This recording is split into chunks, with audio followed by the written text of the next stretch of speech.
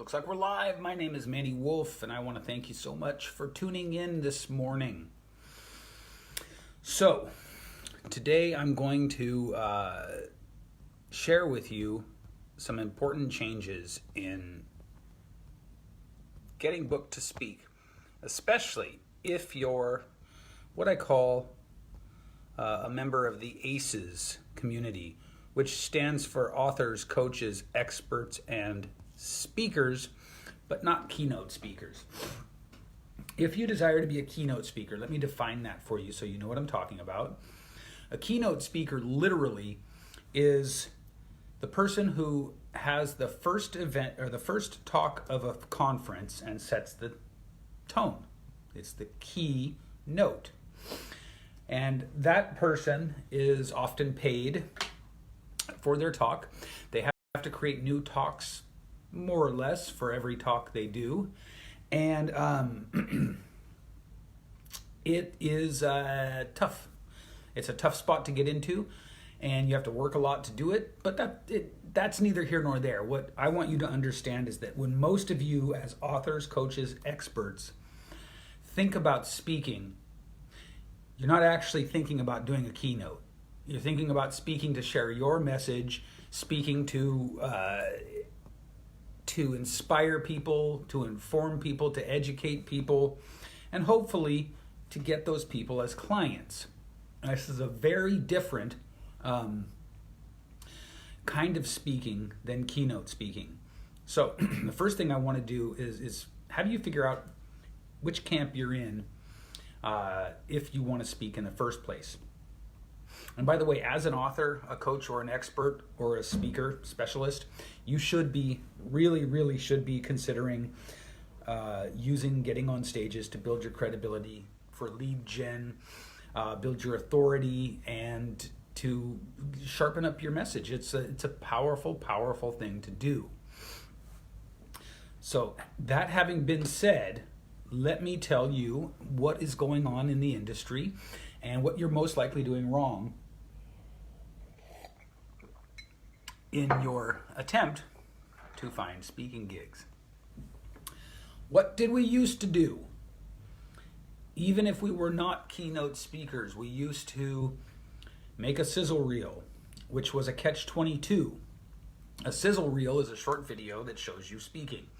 And everybody would have to go through this sort of like, well, how can I make a sizzle reel if I'm not speaking? And how can I speak if I don't have a sizzle reel to show people? Good news, that has changed. I'm not saying that sizzle reels will never help you. And again, in the keynote realm, sizzle reels are still very popular. You may have heard them referred to as show reels, speaker reels, video reels, whatever. It's the same thing. It's the short, edited, professional video that shows you speaking, maybe talking a little bit to the camera, maybe some reaction shots of the audience. It's basically a professional marketing tool.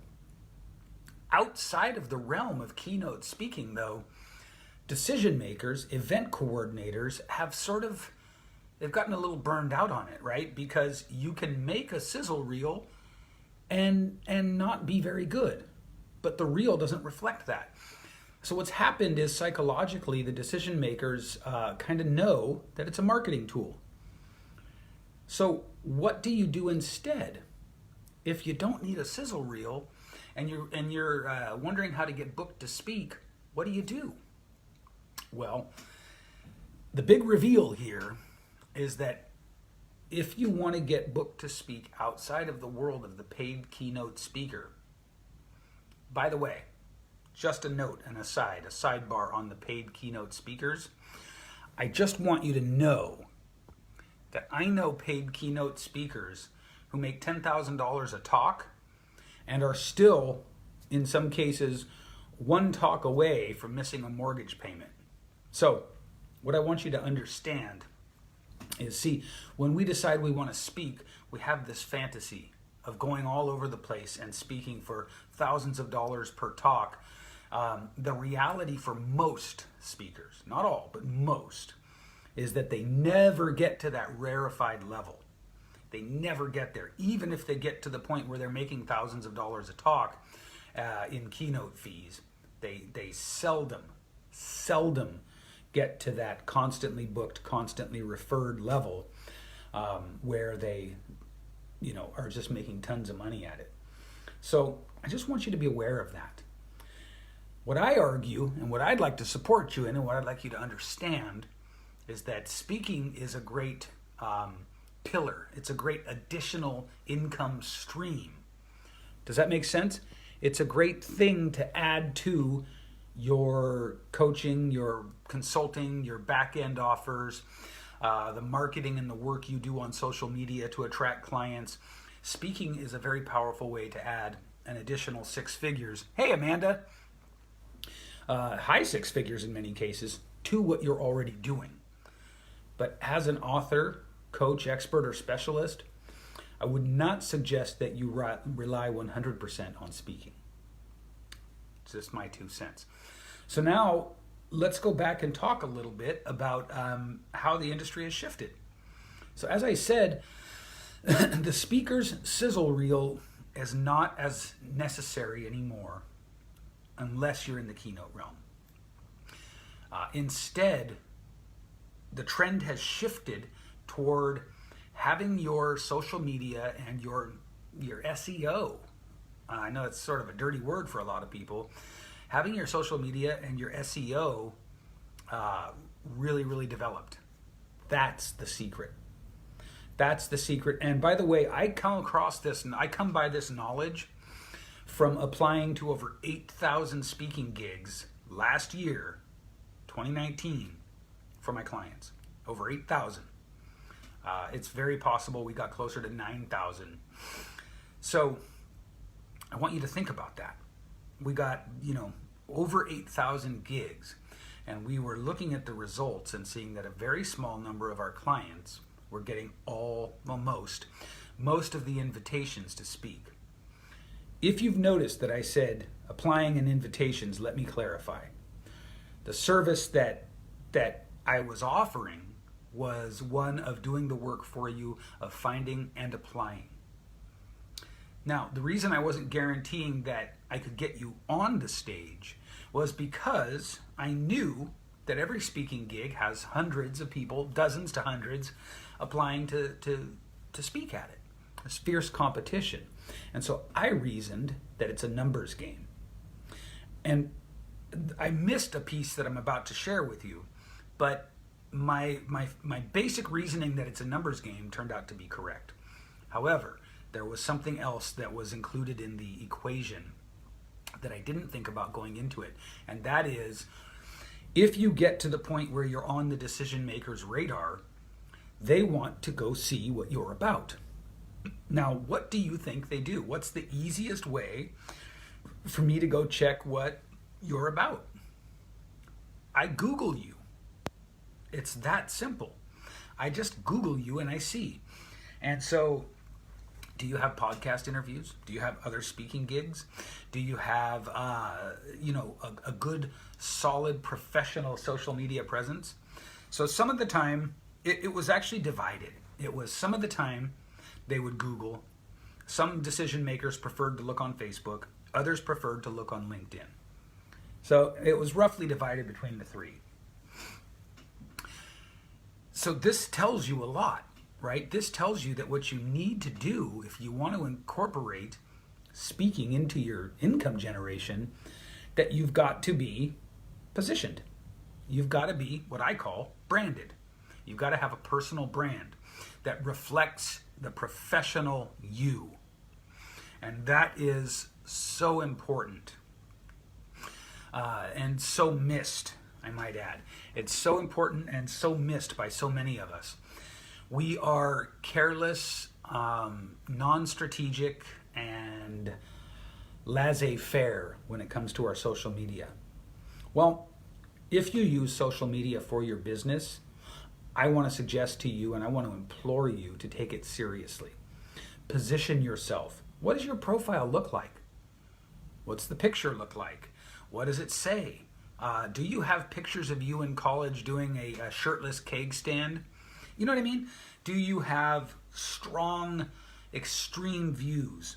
And you know if you do or not. Whether you think you're right or not, let's be clear. You know if you have extreme views. So just a small rant here on that.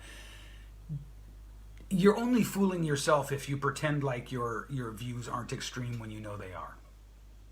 Okay? All right. Let me tell you something else. All of those things I just mentioned turn people off. They turn event producers off. Even if the event producer agrees with your strong political views, let's say vax, anti-vax, extreme right-wing, extreme left-wing, even if they agree with you, they're still thinking of looking good for their audience. Bob asks, how do you control that? Bob, you take that crap off your profile, buddy. It's that simple, man. You get rid of that crap. Now, can you still be polarizing? Yes, you can. And there's an art to it. You can be polarizing, but there are certain things that if you want to be perceived as a pro, you need to take seriously. Extreme political views, either, oh my God, Donald Trump is the second coming of Jesus Christ, or oh my God, if Donald Trump gets elected again, I'll move to Paraguay. Either side, guys. Either side. Do you understand? Yeah. So did I, Joe. So I really want you to get that, okay? Nobody here is attacking your beliefs or your opinions. I'm just telling you, you need to make a choice. Do you want to look like a pro, or do you want to look like you're a raving fringe dweller, right? Hi, Diana. And so you have that choice. But one of those choices leads to getting booked more often and making more money. The other one does not. Okay? I hope this is clear. And if you notice that there's an intensity in my voice now, it's because I wind up having to say this a lot to people. I wind up having to tell people a lot, and everybody wants to defend their views. So I have a question I like to ask people. Would you rather be right, or would you rather be effective, or in this case, successful? What do you value more? Making some strangers on the internet feel like you're right and they're wrong? Or do you value success more? Right? Okay. And again, guys, there's plenty of way to be polarizing without those super third rail hot topic things. If you're aggressively pro-vax or anti-vax, but talking about that stuff is not directly related to your brand, just don't do it. Go ahead and have conversations about it. Go ahead and jump into other people's threads about it, right? That's fine. Just don't make it front and center on all your social media. If you're a never Trumper and you're seriously thinking about leaving the country because you despise him, you are welcome, and that's your opinion and you're welcome to it. I am telling you right now, though, when people look at your profile to decide whether or not they want to hire you, those things make you look like an extremist. If you're, which one did I just say, never Trump? Maybe you're pro-Trump, right? He's such a great polarizing figure. And frankly, I myself don't like him. But it doesn't matter. You don't see me posting it all over social media, right? So, understand that there's what you might call good polarization and bad polarization, okay? And you need to make a decision whether or not your social media is a megaphone for your views, or if it's a professional tool. If it's a professional tool, stay away from extreme religion, extreme politics, basically those two. And you know, guys, and let's get real here. You know the hot button stuff, right? Companies that polarize their customer bases hurt themselves a lot. Yes, Steve, when done wrong. There's a way, of course, to polarize that is very good, and there's a way that is not very good or very damaging. So let's get back to the reason this is so important. Because decision makers are simply going to look at you on Google, Facebook, LinkedIn, a little bit YouTube. They're just going to see what you're about. They're immediately trying to assess in the shortest amount of time possible if they believe you'll add value to their audiences. Why? Decision makers do not care about you. Let's understand this. They don't care about you. What do they care about? Frankly, they care about not shitting the bed. That's what that's what they care about. They are looking out for themselves and their audiences, which are interchangeable. If they make their audience happy, they're good. Okay? So let's be clear on that. Let's play to the tune rather than not playing to the tune. Yeah? Good? All right.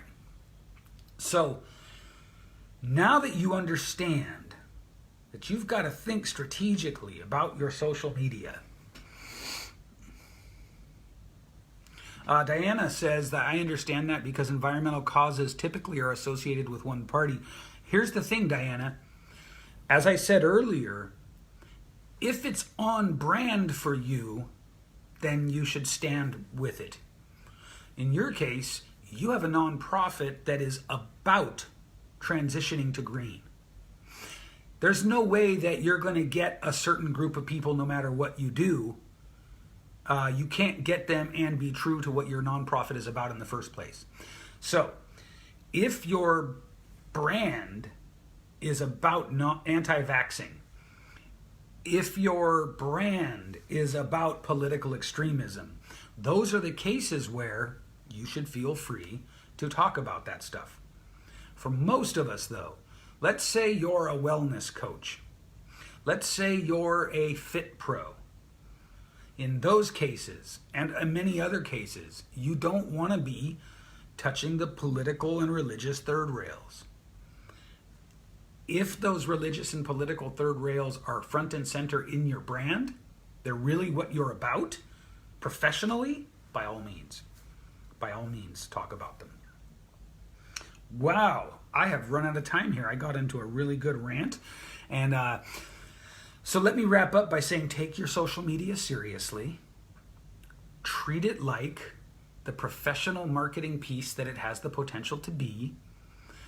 And understand that when you're applying to speaking opportunities and trying to attract speaking opportunities, what people are going to do is either Google you, Facebook you, or LinkedIn you virtually all of the time. Okay? All right. You don't have to worry about sizzle reels. You don't have to worry about that stuff, but you do have to get your social media dialed in.